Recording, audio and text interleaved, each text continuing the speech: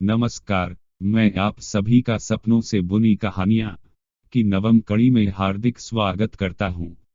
आज की कहानी का नाम है परदेश।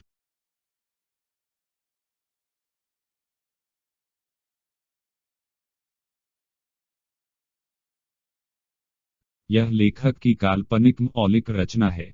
इस कहानी में सभी नाम, पात्र, व्यवसाय, स्थान और घटनाएं या तो लेखक की कल्पना की उपज हैं या काल्पनिक तरीके से उपयोग की गई हैं। वास्तविक व्यक्तियों, जीवित या मृत, या वास्तविक घटनाओं से कोई समानता विशुद्ध रूप से केवल एक संयोग होगा। नवम कहानी परदेश। शुक्ल पक्ष की नवमी की रात्रि 10 बजे ब्रह्मानंद अपनी शयनशैया पर लेटता है और प्राचीन भारत के विश्वविद्यालयों का ध्यान करते हुए मंत्र जपने लगता है। थोड़ी देर में उसे नींद आ जाती है और वह स्वप्न देखता है। जब उसकी आंख खुलती है तब घड़ी में सुबह के 4 बज रहे होते हैं। उसने जैसा सोचा था वैसा कुछ भी नहीं हुआ, पर वह निराश हुए बिना लिखना प्रारंभ करने के लिए कहानी बनाने का प्रयत्न करता है, परंतु असफल हो जाता है। असफल होने पर वह स्वप्न ही लिखने का निर्णय लेकर लेखन प्रारंभ करता है। स्वप्न का प्रथम दृश्य। आरंभ नाम का एक युवक एयरपोर्ट से अपना सामान ट्राली में लिए हुए बाहर की ओर जा रहा है। उसके पीछे पीछे एक और युवक ट्राली में अपना सामान रखे निकास द्वार की ओर जा रहा है। दूर से देखने पर वह दोनों एक जैसे लगते हैं, पर वे दोनों अलग अलग देश से हैं और एक दूसरे को नहीं जानते हैं। निकास द्वार एक बहुत बड़े मॉल का प्रवेश द्वार है। निकासी के समय सभी को मॉल से ही होकर बाहर जाना पड़ता है। आरंभ मॉल में प्रवेश करता है। मॉल में वस्तुओं के दाम देखकर उसे यह प्रतीत होता है कि वहां महंगाई बहुत ही कम है। वह मन ही मन कहता है कि अगर सब कुछ सही रहा तो मैं अपनी पैतृक संपत्ति बेचकर यहीं सदैव के लिए सेटल हो जाऊंगा। वह मॉल में थोड़ा इधर उधर देखकर बाहर आ जाता है और टैक्सी पकड़कर अपने गंतव्य को चला जाता है। स्वप्न का द्वितीय दृश्य। आरंभ को उस देश में रहते हुए कई वर्ष हो गए हैं। वह वहां की सरकार के लिए रिसर्च प्रोग्राम में काम करता है। उसने अपना फ्लैट और गाड़ी भी खरीद ली है।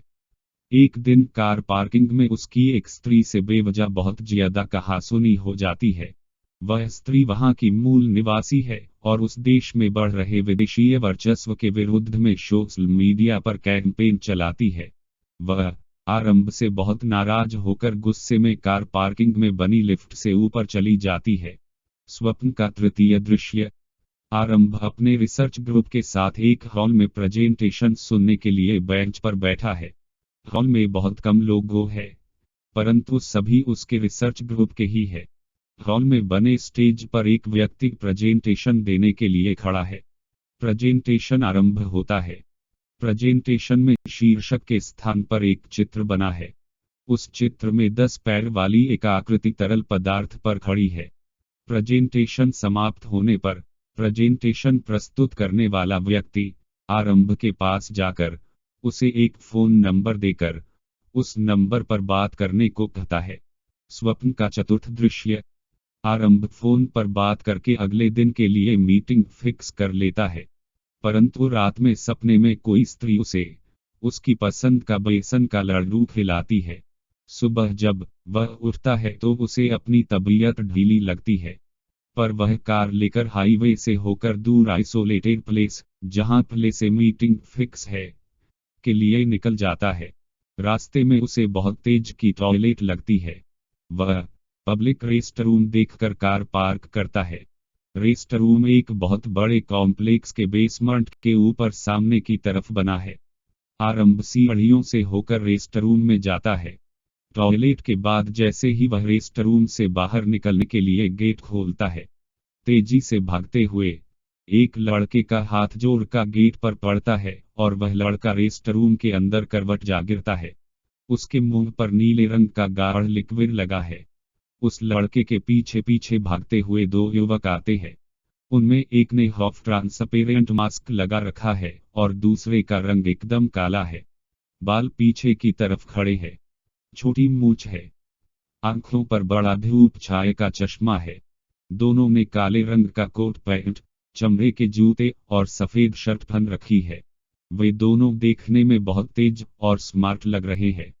काले रंग वाला लड़का आरंभ को चाकू दिखाते हुए पेपर से फर्श पर गिरे लड़के के मुंह पर लगा नीला लिक्विड थोड़ा सा पोंछने को बोलता है। आरंभ थोड़ा पेपर रोल से निकालकर लड़के का आधा मुंह पोंछता है। यह लड़का उस स्त्री का भाई है जिससे आरंभ की कार पार्किंग में कहासुनी हुई थी। शक्ल साफ दिखते ही काले रंग वाला लड़का इस लड़के का सिर चाकू से ही धड़ से अलग कर देता है। यह देख आरंभ बहुत डर जाता है और उसके मुंह से आवाज नहीं निकलती। इसके बाद वे दोनों युवक तेजी से वहां से भाग जाते हैं। आरंभ चुपचाप वहीं खड़ा रह जाता है। दोनों युवकों के भाग जाने के बाद वहां पुलिस आ जाती है। पुलिस के आते ही बारिश शुरू हो जाती है। आरंभ पुलिस वालों को सब कुछ बताता है। कुछ पुलिस वाले उन दोनों युवक को ढूंढने चले जाते हैं। स्वप्न का पंचम दृश्य। बहुत तेज बारिश हो रही है। हाईवे पर तेजी से गाड़ियां आ जा रही है। हाईवे के बीचों बीच काले रंग के युवक को दो व्यक्तियों ने तगड़े से पकड़ रखा है। उन दोनों ने उसका एक एक हाथ उमेट कर पीछे की ओर खींचते हुए अपने एक पैर से उसकी पीठ को आगे की ओर हकेलते हुए इतना बल लगा रखा है कि वह युवक अपने स्थान पर स्थिर है।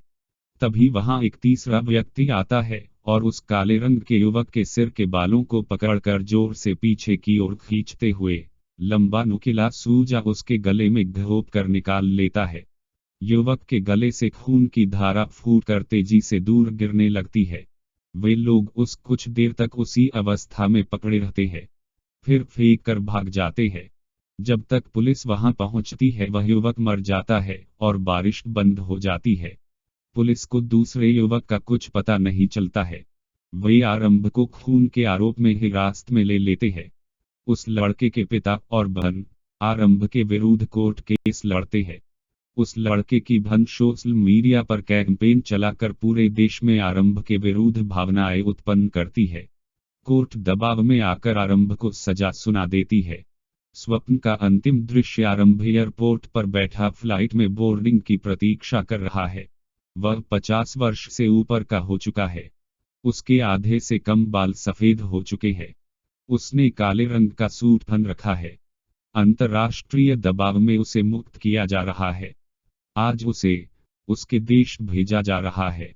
एयरपोर्ट पूरा लकड़ी का बना है। न ही अधिक भीड़ भाड़ है न ही कोई व्यवस्था है। देखने में सब कुछ पुराना और टेम्परेरी लग रहा है। एक ऑफिसर आकर आरंभ को 2 बोर्डिंग पास देता है। ऑफिसर, तुम्हारे साथ एक और व्यक्ति भी जा रहा है, एक पास उसका है। कुछ देर में उसे यहाँ ले आया जाएगा। आरंभ पास देखते हुए इस पर विवरण गलत है। ऑफिसर, पास देखते हुए कोई समस्या नहीं होगी, फिर भी मैं ऊपर जाकर एक बार पता कर लेता हूँ। ऑफिसर वहां से चला जाता है। आरंभ चुपचाप अपनी कुर्सी पर बैठा यहाँ वहां आंखें घुमाने लगता है। तभी उसे उस लड़के का पिता और बहन दिखते हैं। वे दो आरंभ के देखते ही हंसने लगते हैं। फिर वहां बैठे बाकी लोगों भी हंसने लगते हैं। आरंभ को कुछ समझ में आता। उससे पहले ऑफिसर दूसरे व्यक्ति को भी ले आता है। इसके भी आधे से कम बाल सफेद है। इसने भी काले रंग का सूट पहन रखा है। वह देखने में आरंभ जैसा ही है। यह वही व्यक्ति है जो प्रथम दृश्य में आरंभ के पीछे पीछे चल रहा था। ऑफिसर दोनों को एक जगह बैठा कर चला जाता है। आरंभ इस व्यक्ति को देखकर हैरान हो जाता है। इस व्यक्ति की सांस फूल रही है। दोनों एक दूसरे से कुछ देर में रुक रुक कर बात करते हैं। दोनों कुछ देर रुक रुक कर एक दूसरे से बात करते हैं। व्यक्ति, मुझे 6 महीने पहले हिरासत में लिया गया था और आज मेरे देश वापस भेज रहे हैं। कुछ देर रुकने के बाद मुझे कोई कारण भी नहीं बताया गया। मैंने अपना सब कुछ बेचकर धन यहाँ लगाया। सब कुछ बहुत अच्छा चल रहा था पर अचानक से सब चौपट हो गया। कुछ देर रुकने के बाद इन 6 महीनों में मेरी सांस बहुत ज्यादा फूलने लगी है। रोते हुए हम फतेह मैं मर जाऊंगा। आरंभ को गड़बड़ लग रही है। वह कुछ समझ पाता इससे पहले ही उसे ऊपर जाकर बोर्डिंग पास पुनः लेने को कहा गया। आरंभ, आप परेशान न हो, सब कुछ अच्छा ही होगा। मैं जल्दी से वापस आता हूँ। आरंभ भागते हुए ऊपर गया। ऊपर ऑफिस में कोई नहीं होता है। कुछ देर में एक गैंडे जैसा आदमी नाचते झूमते आता है और उसे पास देता है। पास मिलते ही आरंभ बोर्डिंग गेट की ओर भागा, पर विमान उसके पहुंचने से पहले ही टेक ऑफ कर लेता है। विमान को हवा में देख वह रुक जाता है। जब उसका ध्यान एयरपोर्ट पर लगे टीवी पर पड़ता है तब उसे पता चलता है कि उसके जैसा दिखने वाले व्यक्ति की मृत्यु हो गई है, और टीवी में उस व्यक्ति का चलचित्र दिखाकर बताया जा रहा है कि आरंभ की फ्लाइट पकड़ने से पहले ही हार्ट अटैक से मृत्यु हो गई।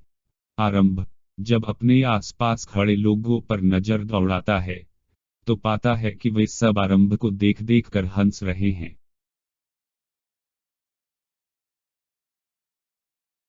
इस काल्पनिक कहानी को सुनने के लिए हम आप सभी को धन्यवाद करते हैं। हम आप सभी से अगली कड़ी में पुनः मिलेंगे एक नई कहानी के साथ। तब तक के लिए नमस्कार।